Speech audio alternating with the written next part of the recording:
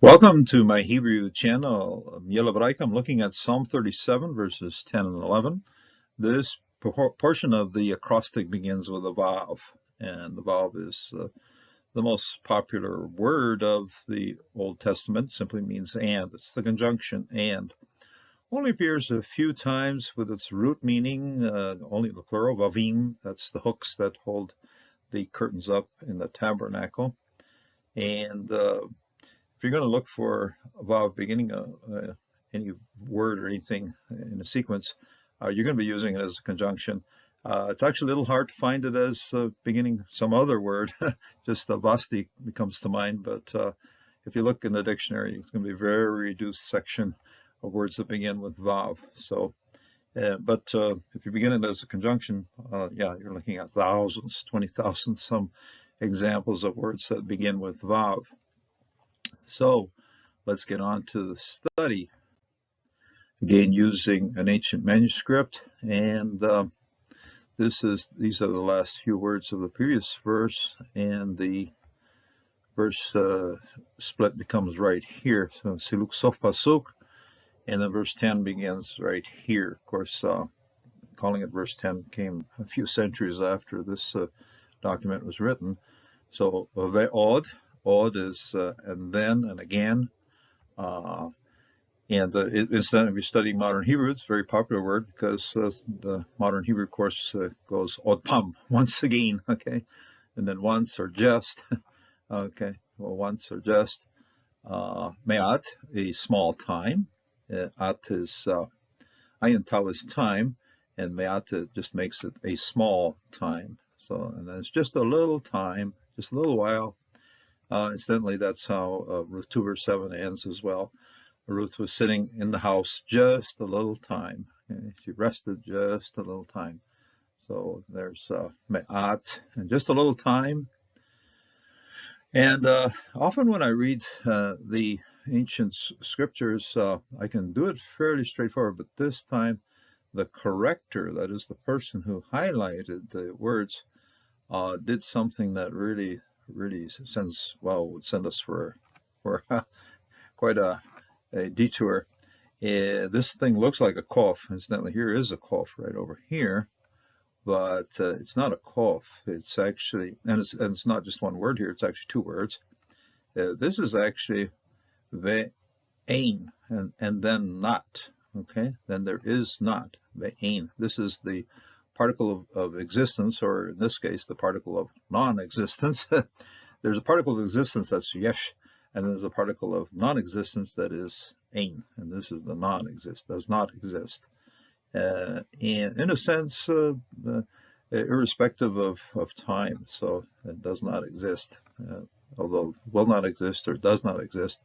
Incidentally, the same, this particular word here is in the singular, and this one here is has a little bit more agglutination, and it's the same thing, ein, ein, einenu, and he does not exist. Okay, so this one does have an attached pronoun on it. This one's just a straight ein and not exist.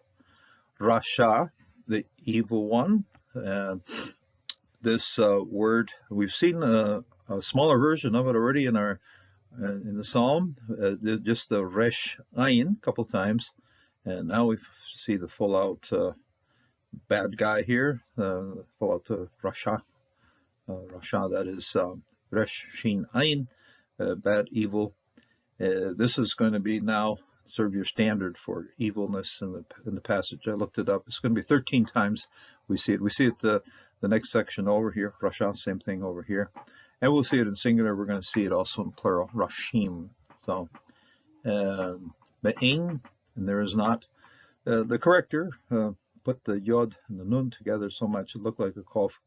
And the first time I saw it, I couldn't puzzle it out. I first tried to think of this one as a first person pronoun, or first person prefix form of a verb, a karash. No, it doesn't really work. So finally had to go back to, it's okay. I invite you to go back, look at an app, see what it is, and it's ain. Okay, so ve'ain. So ve'ain rasha, and then there's is the evil one is no more. Ve hit bonanta, hit bonanta. Now here, this is what I call one of the maximum examples of agglutination. The root starts out right here in the middle. Now, if you look up what the root of this one is the bet yod nun. This is obviously a vav in here, but and I'll bring it all the way down to ben. That's bain. So bet yod nun, and that is in. Okay, so what you have here is you're starting out with an adjective in or in between something, in between something, and this action of this verb, it is I think Luther Bible calls it, or Part Bible calls it a hit poel. This is actually a hit poel because of the O right here, so it makes it more reflexive. So what do we have working here?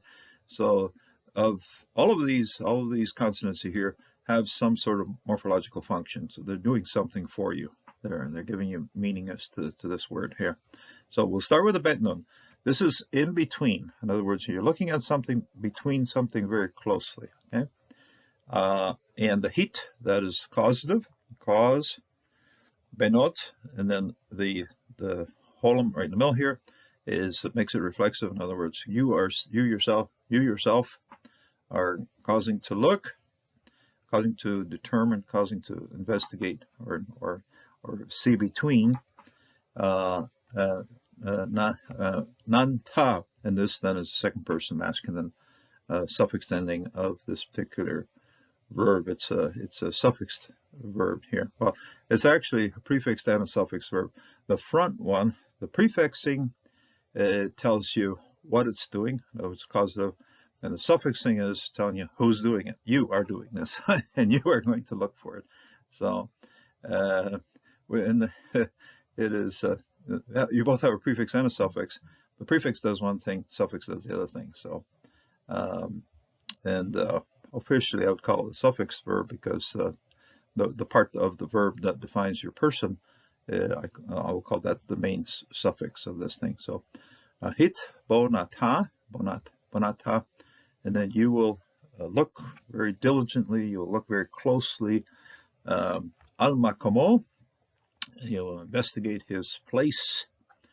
Ve'einenu, and he's not there.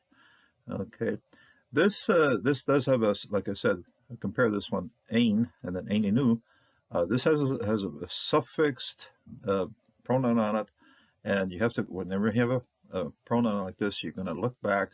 Where's the antecedent? His place or him. Okay, this is the evil person over here. Both will work. You're looking for the place, but you're not going to find him. So, in a sense, the aininu, and he is no more. The place is no more, and it is no more. Incidentally, place and person kind of go together.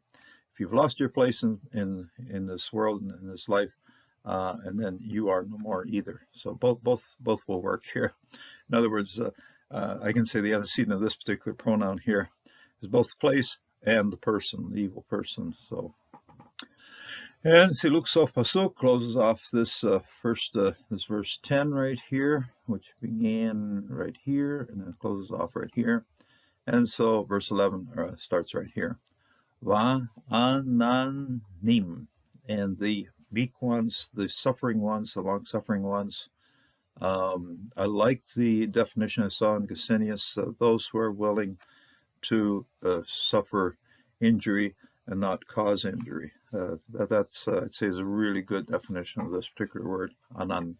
Those who will not repay evil with evil. So, in other words, they're willing to put up with evil. So, ve'ananim, and then the meek ones, the suffering ones. Yerashu, we've seen this verb already in the previous verse, and it's simply Yeresh is inherit, and then it's a prefix yod on that, and then the plural is defined by the surik over here, Yerashu, and then they inherit aretz, and then we have a nice Atna here, and the Atna pumps up this Segol to a comet. So, and they will inherit the earth. Hit Anagu. We've seen Hit Anag, and they delight, or they delight, or you will delight. Okay, Hit Nagu. It only appears twice in our psalm. In fact, only appears like this twice in the entire Bible. So, but what you have here is in the previous one it was a singular. This time it's a plural. Hit Anagu. Incidentally, talking about correcting, this one that has Revia Mugrash, you really can't see it very clearly at all, but it is there in order to put in a disjunctive accent before we get to the full-out disjunctive at the end here. So hit anagu, and they will delight. They are delighting. Okay, again, delighting in themselves. Okay, so that then this is a heat causative. This one's also a heat causative. There is a metech right here, which just simply tells us make sure you pronounce this first syllable separately from the next from the rest of it. So vahit anagu, and then they will delight. They delight. Al, on or upon. Rov, a big, large. Ample is the word for it. Rov. Rav, incidentally, our word rabbi, who knows a whole lot of things, derived from this word, Rav, Rov, and then this is because ampleness, they have, in a sense, ampleness of shalom, okay, one of the nicest words in the entire scripture by my way of thinking. And incidentally, I find it kind of interesting in that it's the kind of word that the Hebrew people like to stand in and of itself. In other words, almost every Hebrew word is open to agglutination, but the Hebrews do like to let this one stand by itself. And here it is, nicely standing by itself. No agglutination on this word at all. Nothing to explain, just simply the root word right here, shalom, and closes off the verse with a siluk. Really should be looking at a pasuk here, but not necessary. I think our scribe wanted to save himself a little ink and realized that the siluk is plenty good enough to close off this verse right here.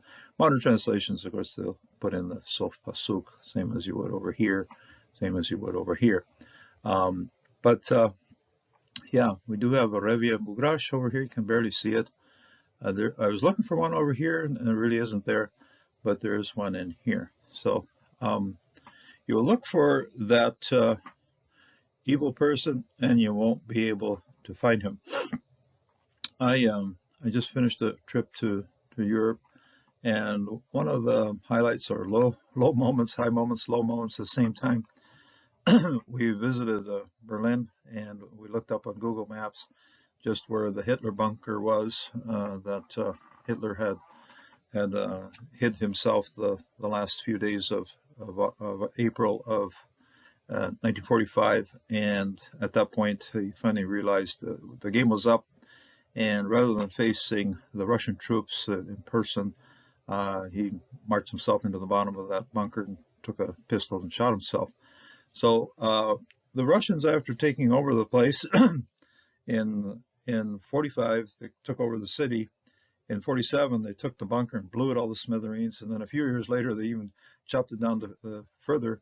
And then after that, they put a parking lot over the whole thing, and there's a little information board right on the corner there of the street, little star in the middle of the sidewalk. That's all that's left of that spot. He is no more. And to me, it was very insightful, very impacting, that those who are involved in evil in the world, and Hitler most certainly was one of those individuals, he is no more. You can go look for him, and all you will find is a parking lot. And so that's how the Lord treats the evil ones of this world. They are no more.